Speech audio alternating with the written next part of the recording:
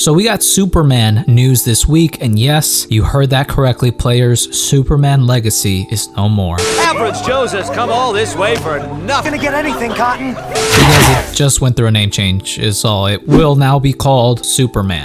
No elimination, double fault! Double fault! You stepped over the line on the throw! Double fault! I actually really liked the title of Superman Legacy. I thought it was pretty distinct, but it does take some balls to just put out the name of the title character of the movie, which so many other Superman movies have come out before. And James Gunn was like, fuck it, this is going to be the Superman movie. And I kind of believe it will be, but apart from just the name change, James Gunn has even shared a first look at the new Superman symbol, and I'm digging it, okay? Now, it isn't a real comprehensive look. We can't see how it fits in tandem with the suit, and I would like to see that and see it in motion before I start saying I love it. But the Kingdom Come inspiration and some of the more classic Superman symbols with the yellow rim looks great. I'm digging how big the symbol looks, almost bloated, but in a good way. The colors are also pretty vibrant, especially since I'm not sure what type of lighting the symbol is under or whether it's advantageous or not. It looks like a very bright cloudy day, which could be obscuring them, but I'm digging the saturation already, the color scheme. So many people were comparing this already to the Man of Steel suit and the emblem and saying one sucks and one doesn't, and it's like, guys, both of them are dope, okay? The Kryptonian glyphs on the Man of Steel suit can be a bit much, but it's still a really cool suit and a good looking symbol, no matter how desaturated it was in Man of Steel. And in my opinion, it only got better with time. David's suit will change with time as well. We'll get a bunch of different looks with him. People were complaining about the textures also, which, hey, make your jokes by all means, but it looks like the suit is just going to be actually like knit, human made. Like if they're going with the version of things where Martha Kent makes a suit, which I think would be super wholesome and wonderful. I want to say that they're shooting in Norway right now, what with the snow on the emblem. I imagine they're probably shooting some Fortress of Solitude stuff. Now, I can't be certain that David's suit will have trunks, but Gunn did leave this message on David's Instagram post. I know that the trunks are a point of contention for some folks. I think they can be a little bit goofy, but I'm not completely opposed to them or even pro trunks. Realistically, as long as it looks good, then we're chilling, okay? Production has started and we've been getting some more activity from the cast. Recently, a new cast member was announced, Wendell Pierce as Perry White. Now, I'm not too familiar with Wendell Pierce's work, but people were very excited with this announcement, saying he was a very good actor. I checked his resume and it looks like, among other things, he was on a little show called The Wire. So that might be ultimate confirmation right there. I need to fucking reset my HBO Max password and watch that shit because I've heard nothing other than that show being peak. But now that the production has started, I imagine we'll get other cast announcements coming, and I believe pretty soon we will find out who John and Martha Kent will be, and that will be a day to remember. Those are two very important roles in the Superman mythology. The people who raise Clark Kent to hold the values he does, to aspire to help people through kindness. So to have some actors portray that type of warmth and earnest is imperative. Lastly, I just kind of want to give my thoughts on this theory that's been posited around for a while about the movie and what the plot would be. Again, this is not my theory. I actually saw Boba Talk's tweet about it, and I believe he has a video on it as well, but it's basically how they'll do a reverse Kingdom Come story, where in the events of Kingdom Come, for those of you who don't know, it's a great Elseworld story by Mark Waid and art by Alex Ross. It's from like 1996. It's only 4 issues, but it's,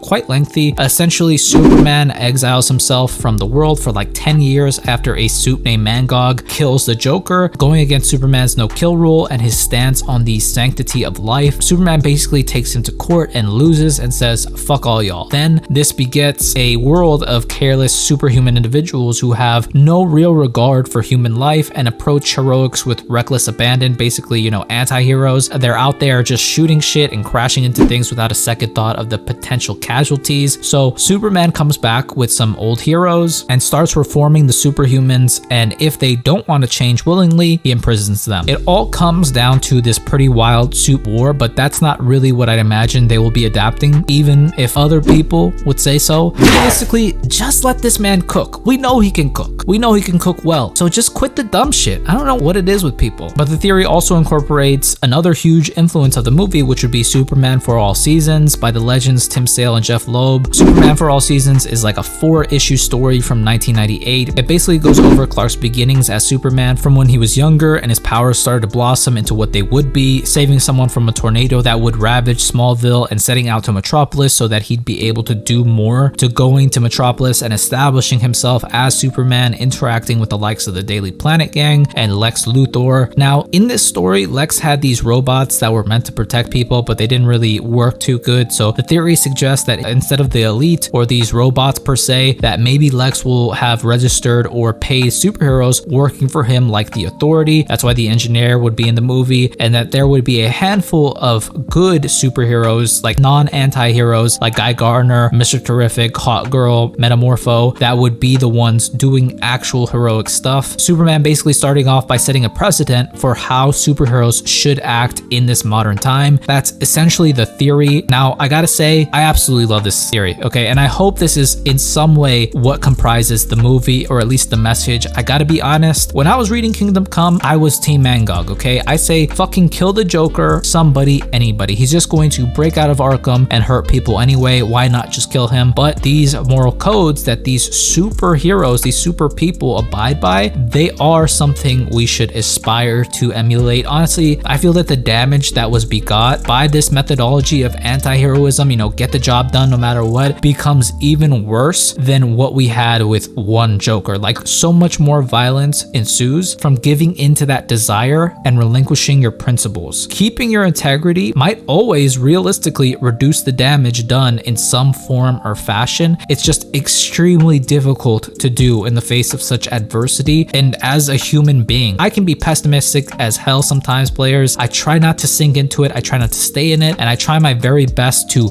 bathe in optimism, but it's hard, okay? This world we've been handed is getting stranger by the day, and no one seems to have the answers. And you know, why would they? I'm not saying this movie will, but to have an ideal to strive towards, to have somebody, especially an icon, lead with kindness, humility, humor, and warmth, I think that's something that the world can use. One of the biggest takeaways from those stories is how Superman is really in a league of his own in terms of impact. He was your favorite hero's favorite hero, an inspiration to all. So hopefully this movie can impart that message and can make Superman be viewed in that way. And I have full confidence in Gunn and the Superman crew to do it. Gunn has consistently interjected massive amounts of humor, levity, and humanity into his projects, so I just don't see a valid reason to doubt him. And I know that won't stop anybody from trying, but still, all in all, I am super excited and I can't wait for July 11, 2025. Let me know all your thoughts on the theory, the logo reveal, players, any ideas you have. I'm all ears, but that's pretty much it. If you liked the video, leave me a thumbs up, comment down below, and if you want, subscribe. I always appreciate it. Thank you guys so much for watching. I hope all of you guys are well, and I will see you in the next one.